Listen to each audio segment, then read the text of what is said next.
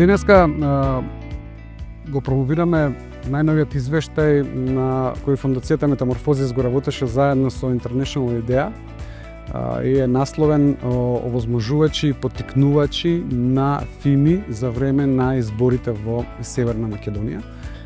Главните заклучоци посочуваат дека Северна Македонија како држава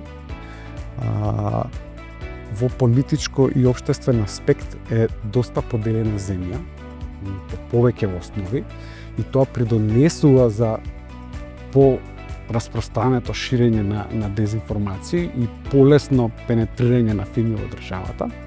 Исто така, ако се земат предвид медиумите и новинарите, станува збор за многу ниско ниво на професионализам, зависност од државно финансирање, зависност од економски влијанија, што исто така остава огромен простор за ширење на дезинформации.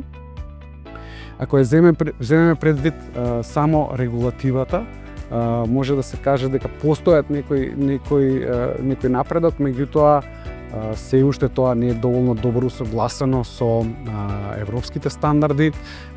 Измените на законите кои што се бават со оваа област се парцијални, не се дури тие што ги има не се имплементираат како што треба, што исто така уште повеќе го отвара просторот за ширење на дезинформации и странско влијание. Овој извештај не се однесува толку многу на тоа какви се странските влијанија или странското мешање, туку повеќе се однесува на тоа какво е и зошто се случува домашното немешање во справувањето со фими. Справувањето со дезинформациите без оглед кој е нивниот извор е прашање за кое што треба да се понуди еден посеопфатен одговор. Тоа не е работа на само еден субјект или само еден сегмент во општеството. Онака како што медиумите го имаат својот дел од одговорноста да ги проверуваат изворите на информациите, да проверуваат содржината на информациите, нивната вестинитост, нивната објективност, така државите, вклучувајќи и нашата, имаат одговорност да обезбедат еден систем во кој што ќе можеме да дадеме таков систематски и системски одговор на прашањето на манипулацијата и вмешувањето во самите информации, повторно велам, без оглед од каде се случува тоа. За таа цел неопходно е нашата држава да се согласи со европското аки кое што веќе постои, кое што веќе нуди одредени одговори. Сметам дека е потребно да фатиме чекор по тоа прашање за да можеме да обезбедиме еден систематски одговор на ова прашање. А мислам дека не би било лошо и кога би се направила една национална стратегија за тоа како да се справуваме со дезинформациите, во која што ќе бидат и во низината подготовка и во низиното спроведување опфатени сите актери, така што сите ќе знаеме која е нашата позиција и каде можеме да соработуваме.